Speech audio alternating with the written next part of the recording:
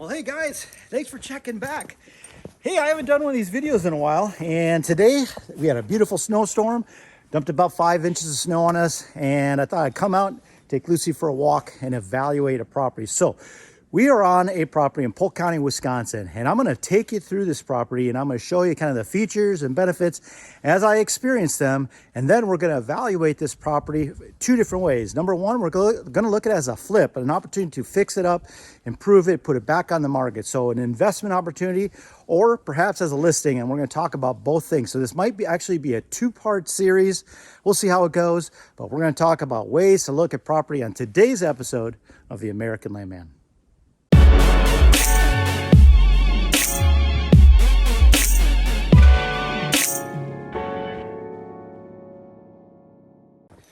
Okay, well, this property is about 80 acres, and I would say it's kind of divided up 2 different ways. The front 40, which we're on, is thicker. It's been cut. You can see all the undergrowth that's in here, and there's not a lot of good timber. And on the back side, well, it opens up a little bit more, and there's some standing timber that we're going to evaluate for species, marketability, hunting, those types of things. But on this property, there's actually 2 types of 40s, more thick and a wooded, and they have different values, and that'll affect our overall price. This property here, this 40, I would say was cut, I'm gonna say 15 to 20 years ago. Just by looking at the undergrowth, I'm looking at the species, I'm seeing some popple, a lot of ironwood, you know, maybe some maple, kind of mixed northern hardwood species, more or less, but not a lot of timber value. So when you're looking at these properties and you see how thick it is, you got to kind of look at the species and the volume and the types of trees to decide if it's got any value from a logging perspective. But because this is so thick, it definitely has some value for hunting perspective, because not 100 yards to my right here is the road, and you can't see in here. I'm walking through here, I'm seeing a lot of trails and tracks. I saw a few beds, so the deer are definitely using this as a security cover. So from a hunting perspective, having this thick portion of the property kind of adds to that appeal from a hunting perspective, but it doesn't add a lot of value. And I might say that it actually kind of reduces the price that you're going to get from this portion of the sale. But it keeps getting better. Let's keep walking, and I'll show you what I mean. Okay, well, we have walked into an area here that is a little bit more open, as you can see, and actually some taller timber. But the species of timber makes a difference on the value of the timber. And this happens to be a popple, and you can see a number of them in here. And these are fast-growing trees. They grow fast, they die young. There's not a lot of value in there, but there can be some wildlife value if you harvest it. So trees that are 15 inches or greater at diameter are usually going to be the size of trees that we're going to target with this species. And it might even be argued these are a little bit past their lifespan, but when you cut this off, you're going to get thousands of shoots that pop out of the ground from the root system that's all throughout the forest. The benefit of that is it's fantastic deer food. And when you do that, you open up the canopy and you get that sunlight to the floor and you get all these woody shoots coming up. Well, that's 70% of the deer's browse. So if you're buying this from an investment opportunity, you're definitely good thinking there's probably some timber value taking out these aspen or popple or this type of softwood tree. If you're looking at for hunting purposes because you're going to buy and hold, again, that'll be a benefit as well. So it's kind of a dual benefit right there. You can get a little bit of money after your purchase to kind of offset the purchase costs if you're investing. And if you're hunting, well, it's time to take these out because it's going to be better for the deer, the turkeys, the grouse, all manner of wildlife will benefit. You guys want to see how ingenious the wildlife can be? Right here. See that? That's a little kernel of corn, and probably a blue jay has picked that out. It's stuck it in that little tree there. He's going to eat it later, and it looks like he's even feeding on it. I'm always amazed when I'm out here looking at these birds when I'm hunting, how they'll swoop down, they'll dig through the duff on the floor, on the forest floor, and find these little morsels.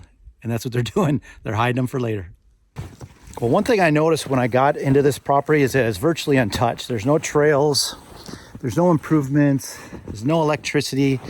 All these things can be add-ons that if you're buying this property that you could add to the property to really improve the sale ability. It's definitely going to increase the value of the property. So if I was to put trails to this 80 and I come in with a forestry mulcher, because it's fairly open, I'd probably budget about $2,000 to do that. If I was going to put in electric, well, that electric's on the road. I might bring it into the property and maybe put a little gravel pad and a culvert. That would add a little value. I would say that's going to cost me probably $3,000 to $6,000, depending on what I do. And then if I was to timber this property, it's hard to estimate that because the market is down right now. And I am seeing some old growth oak, but I'm not seeing a lot of hardwood, the high dollar stuff other than the popple that is here. I'm not seeing a lot of great saw logs. I might see that back here a little bit more. But improvements can cost you. I'm going to talk a little bit more about that as we go. Okay, well, you can see how open this timber is. And one thing that I'm not seeing on this property that if I was an investor-minded person are trails. Trails can add a lot of value to a property. And I've said this before, that if you spend $2,000 on trails, you're probably going to get $10,000 to $15,000 back for the effort. Why I think this is very easy to do is you can see how open this is. A lot of the stuff that I'm seeing that a forestry mulcher or somebody with a type of forestry machine that can cut trails and take down these trees, they'll go right through this stuff like butter. Anything that's 4 inches below, no problem. If I was going to put a little bit more work into it, or if I wanted a little cleaner job, I might get somebody with a forestry mulcher versus like a deck type mower that they could both take down trees. But one thing that would really benefit this property is if I went all around the perimeter and put in a trail system so that when I do show it to a potential investor, after I'm selling it, I can drive them through the property. So assess the properties for how easy that's going to do. This is flat. It's fairly open. I can work my way through. It adds a lot of value. I'm going to say trails are about a $2,000 investment.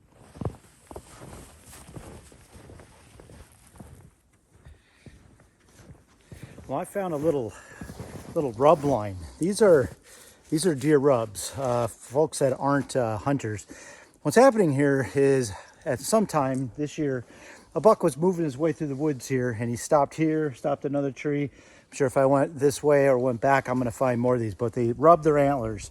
And these are marking with scent hormones from their antlers. They're kind of like a territorial marker. It's a blaze that other animals will see that the deer came through, and sometimes a lot of the bucks will rub, multiple bucks will rub on this. But this type of thing helps gain interest for our investor buyers. For myself, the size of them, the number of them are going to tell me a lot. But it tells me that there's some deer here. And so if I put out some trail cameras and get a trail camera assessment, I can capture some nice bucks. I tell you what, that's money every time. People love antlers. So if you're buying these properties, do your best to get a sample of photographs that are recent from the property. Make sure they're from the property. And if you could find out some type of landmark so that when you come out and you're evaluating the property, you can go to that area and kind of check it out because you know a buck's been moving through there.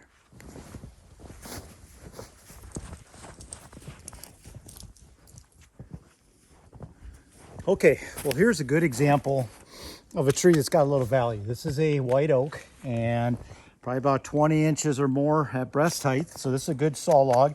And as I look up and down this tree, I see that they could get probably 2 saw logs out of this tree. And depending on the market values of the timber at the time, this could definitely have some money. And so as I'm walking through here, I see a couple behind me. I see a few more back here.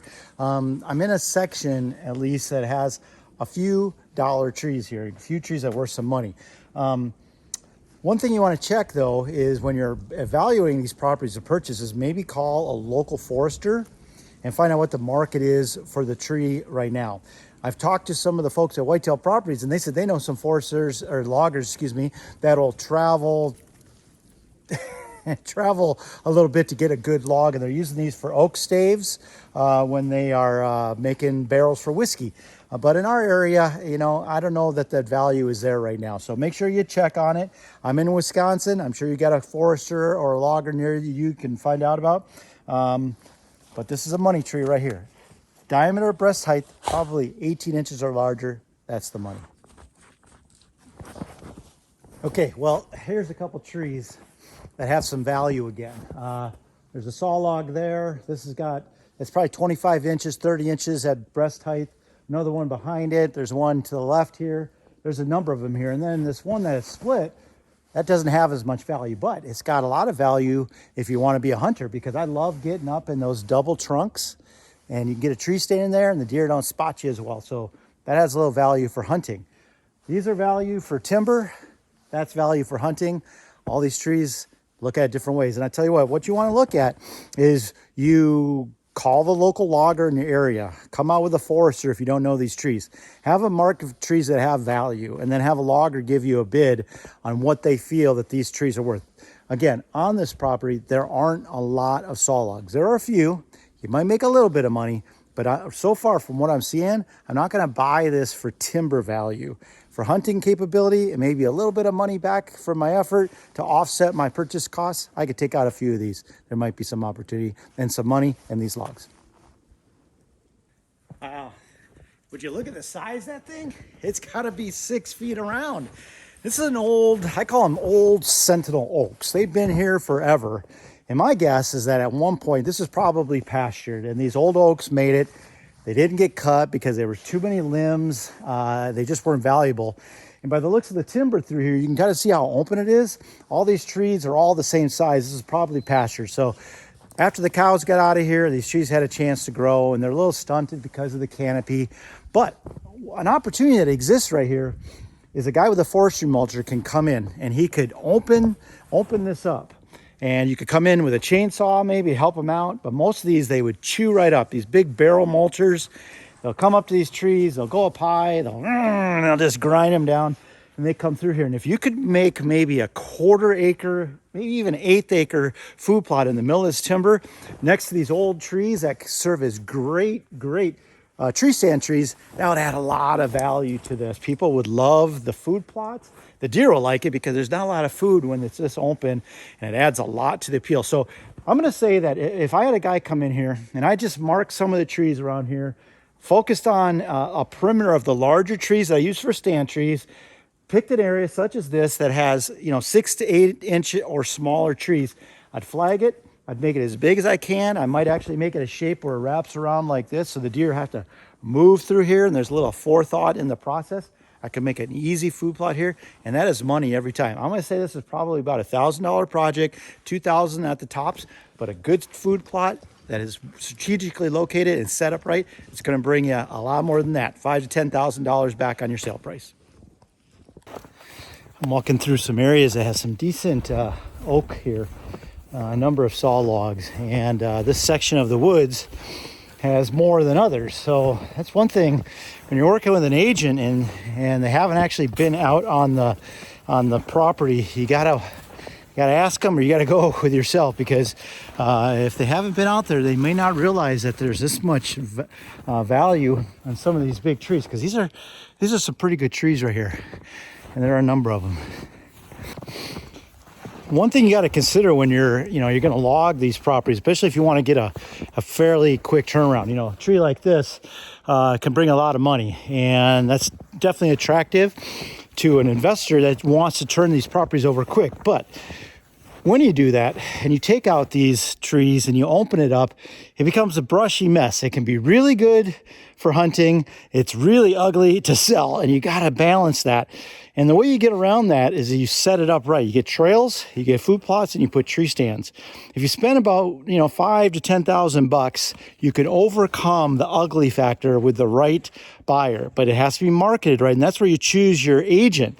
If you don't choose the right agent that has access to the right buyers and knows how to, I want to say spin it, but sell it right, then you're going to hurt yourself. Then you got to wait 5, maybe 10 years to let that understory grow up, start to open up the canopy, make it so that the deer, or close out the canopy so the brush underneath is opened up, and then the deer and the hunters can move around, and it's just easier to sell. So keep that in mind if you're thinking about flipping a property really quick. Okay, I'm walking through a section here that's got some decent sized oak, and these are definitely money trees, and they'd be very tempting to harvest.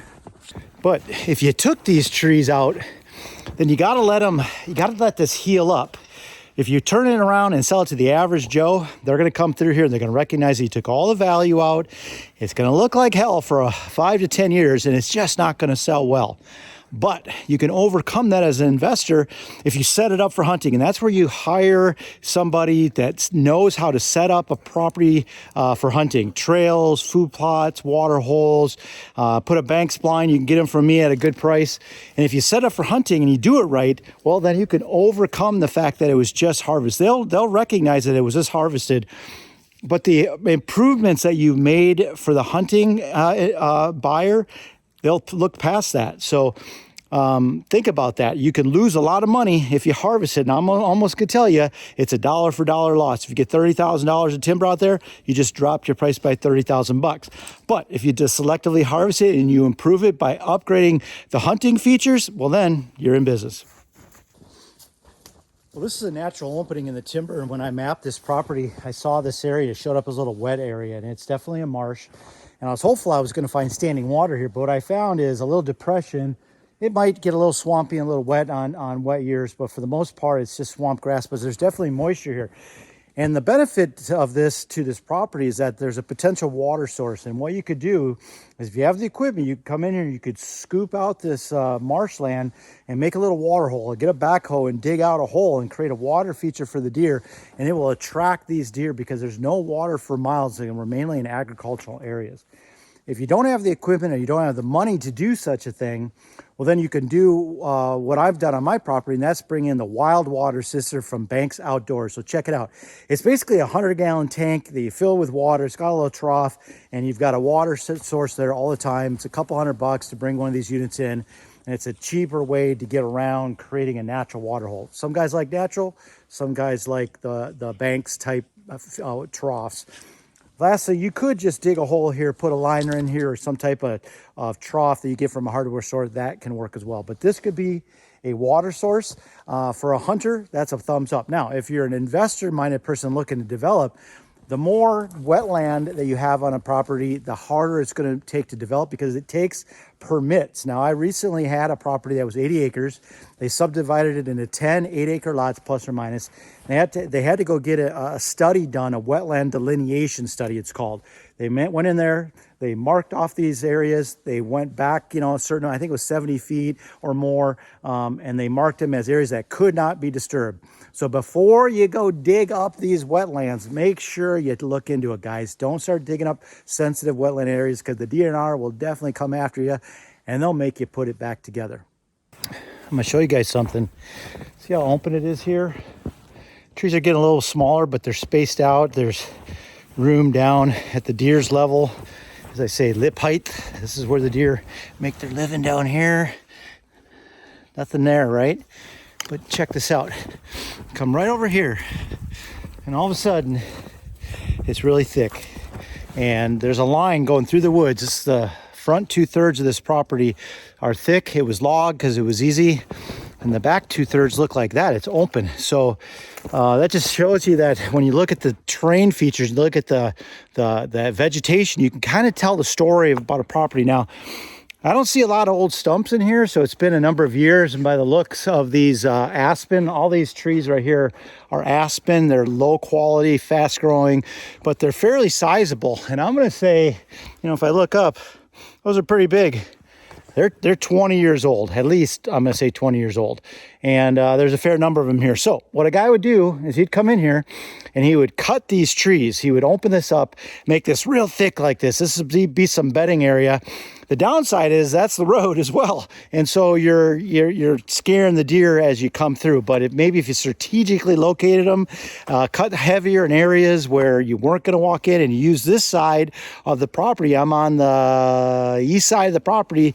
A west-northwest wind's going to blow my scent right out of here, so you have good access. But just want to show you that definitely demarcation line, thick and thin, closed canopy, open canopy. Okay, well, let's go ahead and wrap up this video. So we've talked about a lot of things that apply to a property if you're an investor, kind of the features and benefits that I saw. And this property has a lot going on. There's some decent timber. I'm not going to say there's a lot, but there are some decent saw logs in here, mainly white oak, that could be cut, and that would kind of return some money on your investment. But as I said, if you're going to cut the trees here, you're going to have to do some of the work to make it a hunting property, and that is put in some food plots. I'd also put in some trails, some access trails. I'd lay this property out in such a way that even though I took some of the value of the trees, I made it better for hunting. And if you did that, I think you got a property that is you're gonna gain some equity when you go ahead and sell it. The cost of doing that, I think I'll review in a second video. I'm gonna talk about the buying costs, the fix-up costs, the selling costs, the taxes, and all that. So watch for a second video about this. If I don't buy it myself, then I may list this property, and I see a lot of things that are going to be very attractive here. A water feature potential, some timber that looks good. People like to see trees. There's definitely some deer activity in here with the rubs. It's pretty close to a lot of people. So if you look at my former video, go back in time and look for the Fab 5 video. And I'm going to talk about some of those features that make this property. And I would say that we check a lot of the boxes in the Fab 5. So the market in this area, I looked at it before I did this video, and the market in this area is probably somewhere between $400 and $4,500 is kind of the sweet spot for selling a property like this. There's been a couple sales that are showing up that are pending closing. There's an active offer going. One was about $4,100 an acre. Another one was $5,000 an acre, but it had some agricultural, hobby farm, tillable land on that property. So I'm going to go out on this property on a limb here and give you a number for this property. I'm going to say this is probably going to list market value between $4,000 an acre and $4,500 an acre. So stick around. If it comes up for sale, you're going to hear about it first on my Facebook page and my Instagram pages, and then here on YouTube, and it will hopefully make you American Landman. Hey guys, I'm Neil Hogger. I'm a land specialist with Whitetail Properties Real Estate. You've been watching the American Landman vlog here on YouTube. Thanks for watching. Come on, buddy.